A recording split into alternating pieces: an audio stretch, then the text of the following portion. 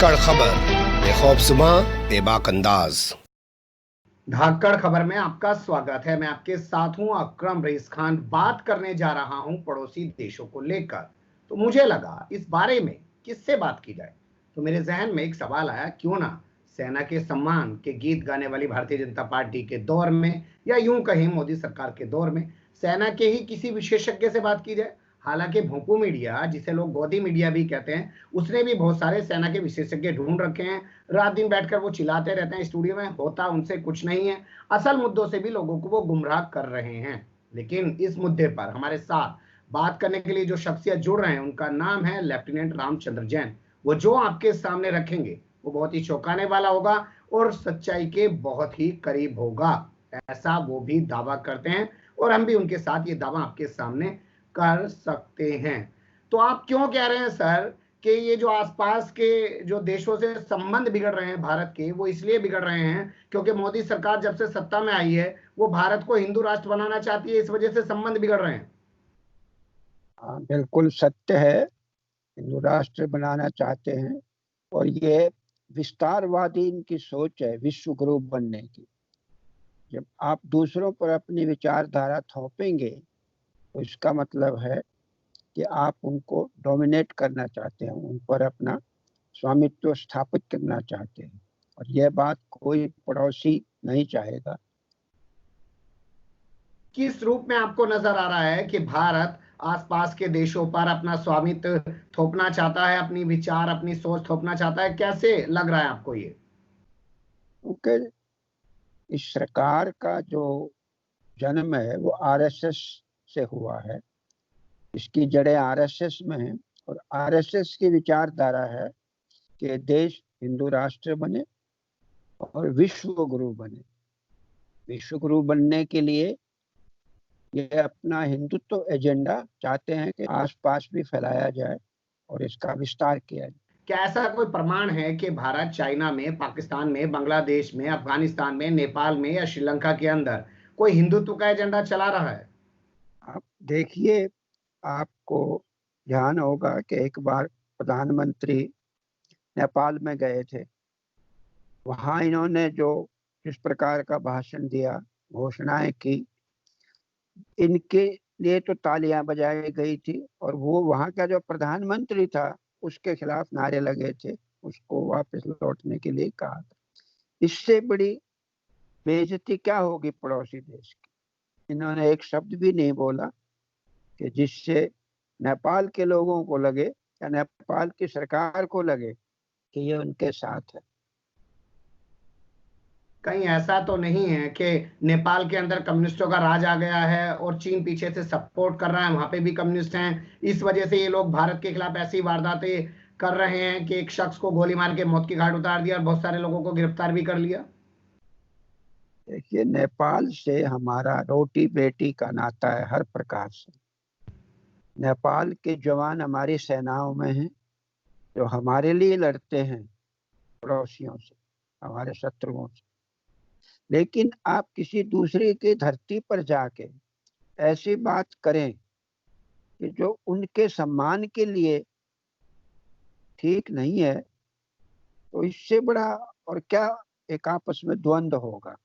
यह ठीक है कि वहाँ कम्युनिस्ट सरकार है, विचारधारा है, लेकिन हमें ये नहीं भूलना चाहिए कि नेपाल हमारा पड़ोसी है।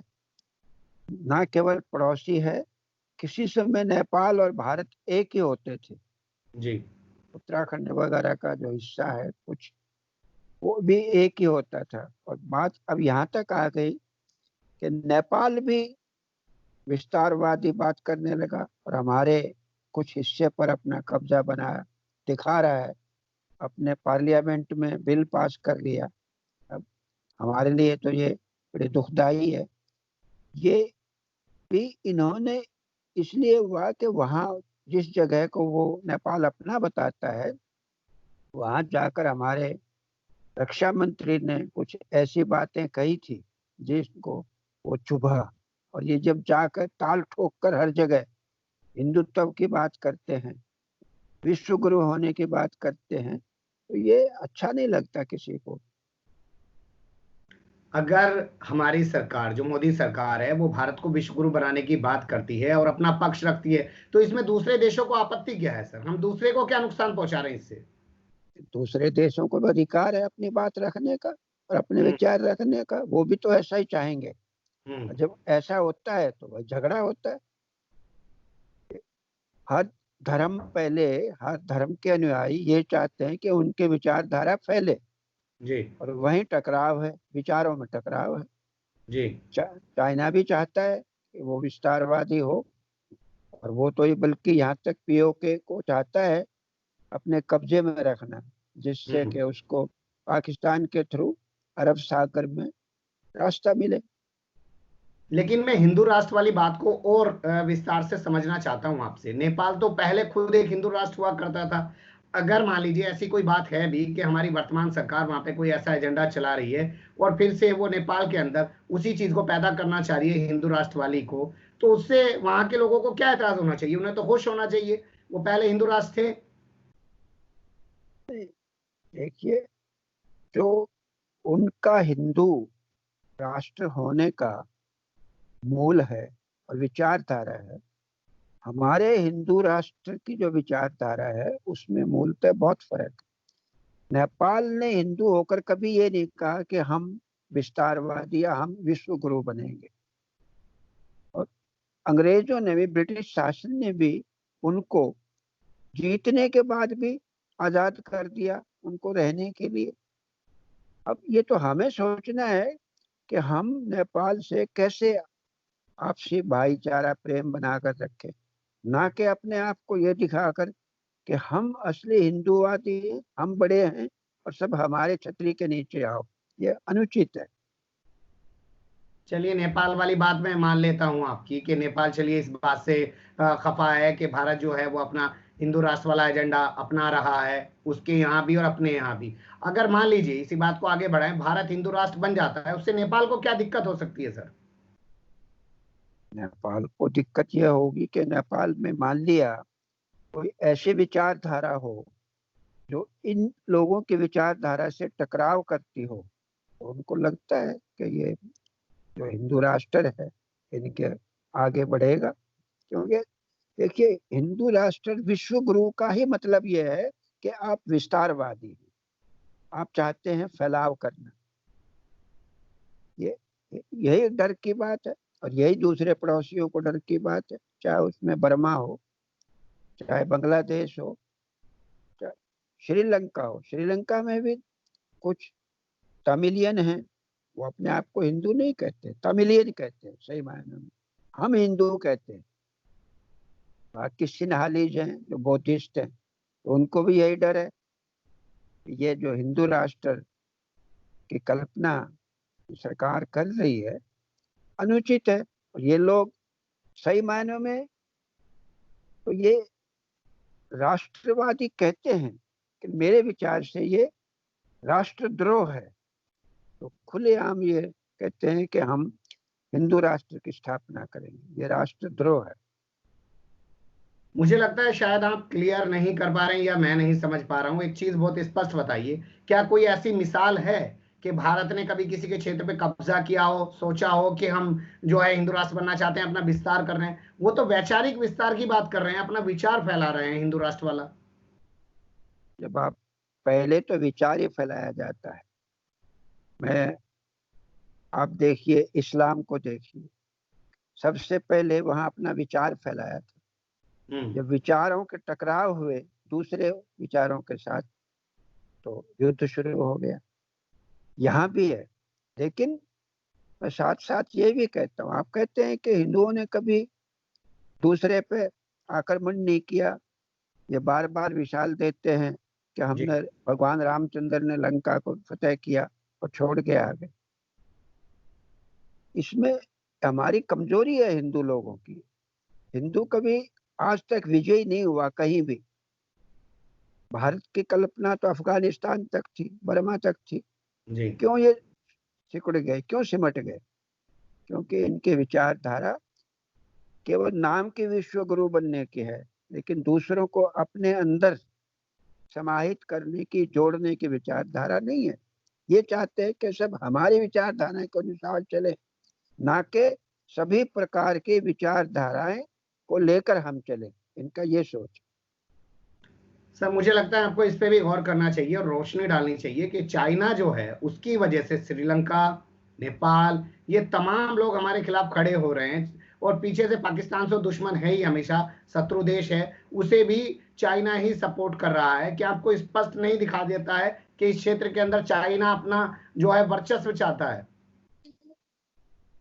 चाइना चाहता है तो 6 साल से ये हुआ है, उससे पहले तो कहीं ऐसा नहीं था।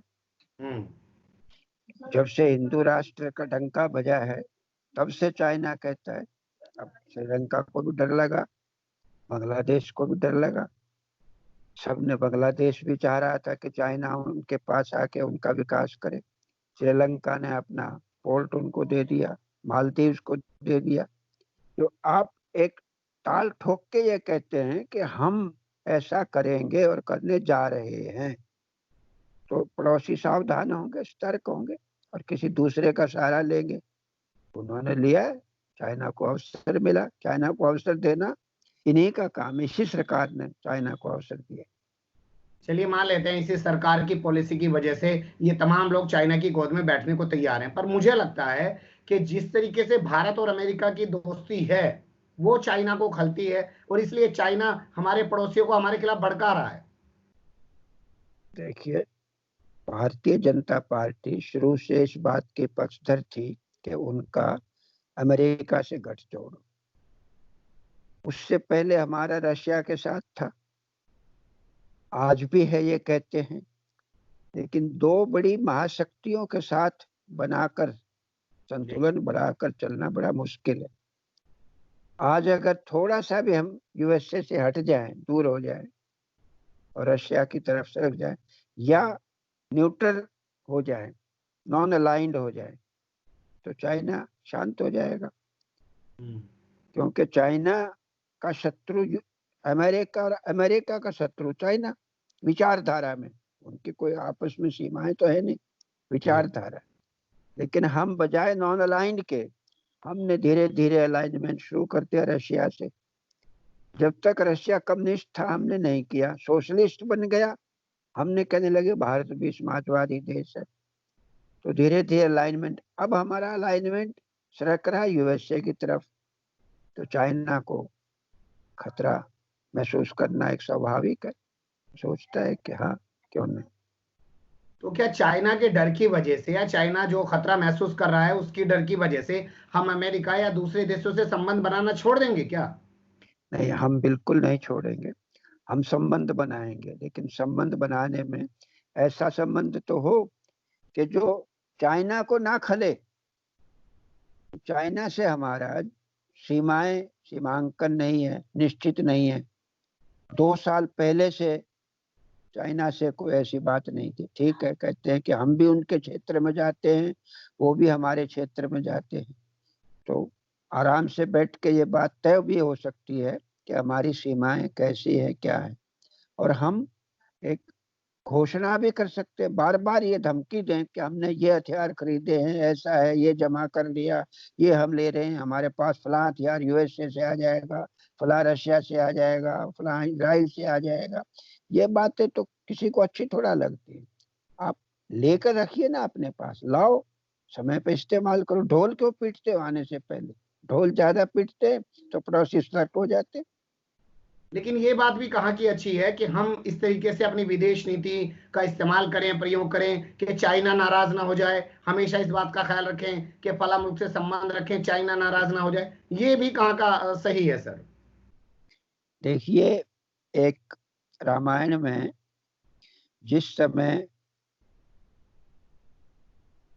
लव कुश ने इनका अश्वमेध यज्ञ में घोड़ा पकड़ा था, तो भरत जी गए थे वहां पर उसको छुड़वाने के लिए।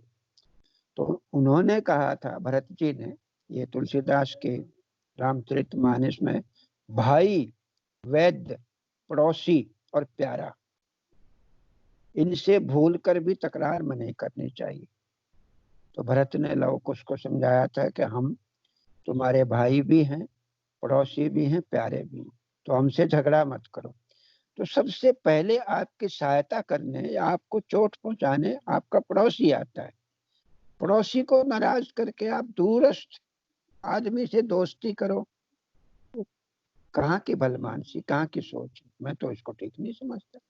पहले अपने पड़ोसियों से बनाओ, अपने घर को दुरुस्त करो, जैसे तैसे करके समझौता करो, तब बात सोचो आगे की।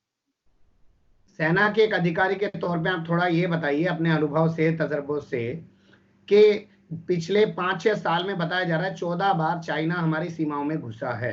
क्या उससे पहले भी ऐसी स्थिति थी? क्या ये सरकार सही तरीके से बॉर्डर पे अपनी सिक्योरिटी को नहीं दिखा पा रही है, नहीं कर पा रही है? क्योंकि ये वही नरेंद्र मोदी हैं जो कहते थे कि चाइना को लाल लाल आंखें दिखानी चाहिए। चाइना तो आंखें बंद किए हुआ तो भी ये डरते हैं, और वो मिचुआ आंखें बोलते हैं, आंखें मीचे हुए, छोटी छोटी आंखों वाले। क्या ये तो नेपाल तो बगैर आंखों का है, उनसे भी इनको खौफ हो गया। अभी कहते हैं कि उनके बिल पास होने से ये क्या इनकी सोच होगी, क्या इसका हल निकालेंगे? ये भी है, ये भी इन्होंने किसने पैदा किया है? खुद ही पैदा किया। तो बैठ के आराम से उनके साथ सोच समझ के बात तय हो सकती थी। क्यों ऐसी नौबत आती कि वो अपने संसद के अंदर बिल बनाते, कानून पास करते? ये कह सकते थे। पर आपका मानना है साहब कि भारत में जो हिंदू राष्ट्र वाला एजेंडा चल रहा है उसकी वजह से पड़ोसियों से संबंध खराब हो रहे हैं? अब भी आप इसी पे कायम हैं?